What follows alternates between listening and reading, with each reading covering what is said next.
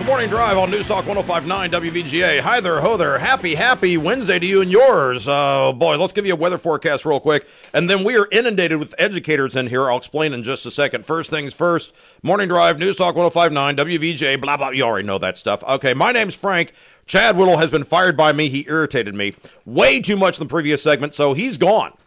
Meaning I'm going to have to do the weather forecast. Thankfully, I got the numbers here. We have jumped up to 59 degrees. Today's going to be flat out gorgeous. 82 degrees, no chance of rain. Hot dog. A nice day to go pick up your signs from the election. I don't want to see a bunch of signs on the roadside. You get those signs out there. I mean it. 54 degrees tonight. Cooling trend coming in. 72 degrees tomorrow. Chance of rain tomorrow about 20%. Also, looking ahead to this weekend, overnight lows near freezing. Saturday night, 33 degrees. Yeah, which is 1 degree above really serious ice cube weather. Yeah. Keep that in mind. Details to follow. Right now, though, I am flanked by so many educator type, superintendent, administrative type. It is darn. I don't think this ever happened in the history of pre-recorded man, and I'm thrilled to be in the maelstrom here. We've got. Does everybody have a doctorate in here besides me? What, you? I got a Sam Allen here. I got a Bill Kaysen here. I got Steve Smith. Gentlemen, good morning to you all. Well, good morning. Good morning. How's everybody doing today? Wonderful. How much sleep did everybody get last night? Not much. Well, I got more sleep than I've gotten in the last 3 months. So, let me ask a quick question, because I've never before seen a group of men so happy to not have to work with each other in the future. Steve, can you tell me exactly what happened from the Lions' point of view? So Bill Kaysen, he's not going to come in and say, okay, you get my students now. What? You're really smiling in a good mood for someone who doesn't have to put up with his nonsense anymore. well, we got all we can say grace over right now with the number of students that we have, and all along we felt like the Valdosta City School System, it was their decision, but once they made their decision, it was pretty clear that we were going to support them in their efforts. But because your school board came out just days later and said, we're also we don't want to do this. If absolutely. You guys are out of the pool, we're out of the pool too. They kept accusing the opposing group kept accusing us of not doing any planning. Well, we did enough planning to know that it was not in the best interest of improving the quality of education for students. We did enough planning to know that it was going to cost the taxpayers more money. So the fact that it wasn't going to have any significant increase on the quality of education, and then why spend the extra money if you're not going to have any increase on the quality of education? So it was a no-brainer for us that we were going to support the Valdosta City School System. If the role had been reversed and we had been in that situation, they would have supported us. So we're just real happy with the way things turned out. I feel like that both school systems have been vindicated. The attacks that were made on the school systems about us being average, about us being mediocre, well, if they want to come and sit down with me, I can show them documented evidence that would indicate that we're not mediocre, that we're not average. And another thing about this, and I kind of get on a roll when you're talking about this, I've lived in this community 10 years, and the thing that I noticed first, within the first year of living here, there is a tremendous sense of community pride in this community. You may be a Wildcat, you may be a Viking, but I tell you what, when it comes to community pride, they're all in this thing together. And schools are nothing more than a microcosm of the community. So when people criticize the schools, they're actually criticizing the community too. And I just don't buy that. We have a very wholesome, family-oriented, vibrant, economic-oriented community. There's no question in my mind about that. And we have two school systems that are overwhelmingly supported by this community. When you get 79 to 21% support for the school systems, that's monumental in terms of how people feel about our community. And it was a team effort. When I talk about, I'm real big on teamwork. When I talk about teamwork in the future, this is going to be one of my primary examples how the Valdosta City School System and the Lowndes County School System work together. I can't say enough grateful things about Sam Allen and Nub Nelson for the contributions that they made. They organized this, they spearheaded it, they got us moving in the right direction. But last night when I got home, my wife said, well, there was so much noise going on when you called me and told me that we had won. What was it like over there? And I said, it's hard to explain it, Linda. You'd have had to have been there to experience it, especially when Sam came in. And I don't want to get emotional about it, But Tim Golden was trying to call me, and I told Tim I couldn't answer the phone because me and Sam were hugging each other out there for a long time. But and Bill and I the same way. You know, it was just a wonderful time. You got Wildcats and Vikings that were in there that were celebrating with each other, hugging each other, thanking each other for the support. It just shows what an important role that education plays in our community. So we're really excited about the future. You know, we're going to put this behind us, and we're going to begin work today in trying to reunify this community where the divisions have taken place. And I don't think it's going to be difficult. We're going to capitalize on the momentum that we have right now. Let's get Bill Kaysen in on this conversation, too, because Bill Kaysen, hey, congratulations. You don't have to work with that guy in the future.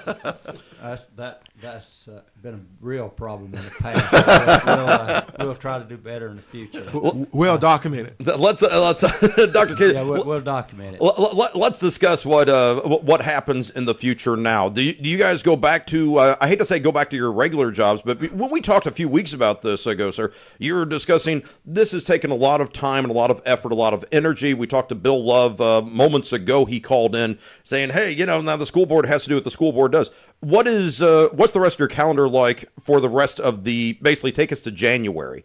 I think we just basically have to refocus because it has taken a tremendous amount of time away from what I really needed to be doing every day. At times it was very irritating because I couldn't do my real task because of telephone calls and worrying about what article had been printed now and some of the shiny brochures that they put out, having to read those things and react to it.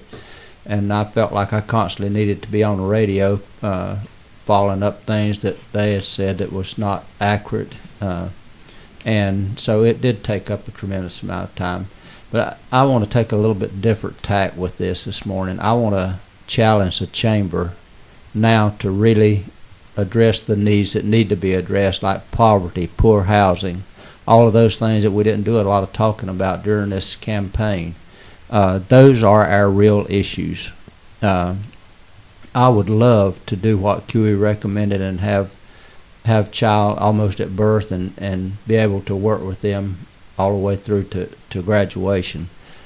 The fact is the money is not there now. Hopefully someday it will be.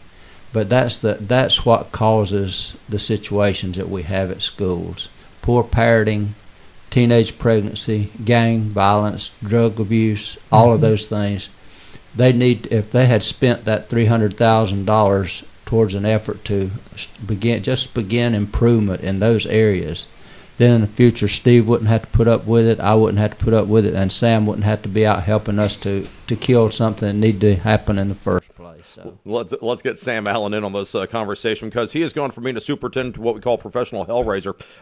Sam, let's I'll call it like it is. Sam, okay, a couple of things. What's your reaction? And what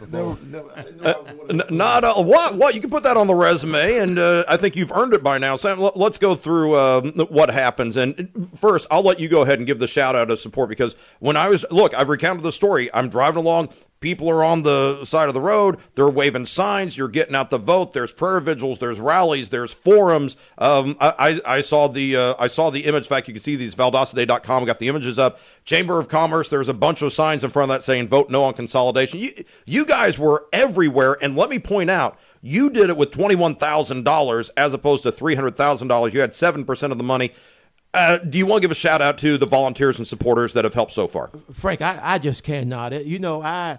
There's no words that I can express the thanks to all those volunteers. Not just yesterday, but all the volunteers that canvassed all of the neighborhoods. We went door to door, hanging door knockers on registered voters' doors, and at the football game on Friday night, we canvassed the whole parking lot of VSU's and ours.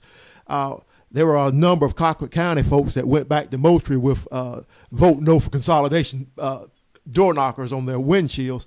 And it was just amazing how people say, I can't come to the ball game, but I'll come and help put those out on the cars. And these were Vikings, and these were Wildcats, and these were parents and grandparents that came out, and they were concerned about their children. They're concerned about the community at large. Now, in the spirit of fairness, I'm going to pick on you if I look around in about a week. I'll give you a week to get those signs up. You got signs all over the place. Well, if they're not gone in a week, I'm going to start calling you in here and saying, Sam, Okay, now you're spiking the football after a week. Let's go ahead and get these things up. Well, what we did last night before we disbanded from the Lowndes County Board of Election, we got with a couple of the candidates, and we told them that if they didn't mind, that if they saw their sign beside our sign, just pick up both signs. Really? And we would do the same thing, and that way we could get them all. And if you got 4 or 5 signs on the same corner, well, let's pick them all up. I mean, if somebody wants to recycle them, just let us know. But we've always worked together. The Valdosta and Lowndes County school system has always worked together, and we're willing to work together with any other group. We were concerned about the process that was used from the beginning. You know, I came. You were so gracious to have me on your show several times to talk about this. Oh, no, you're a fun interview because you'll just get in there and start professional hellraiser. It's on your resume. I've seen it. But this has come full force, and there's time. It's time for healing for Valdosta Lowndes County. This thing has really split families.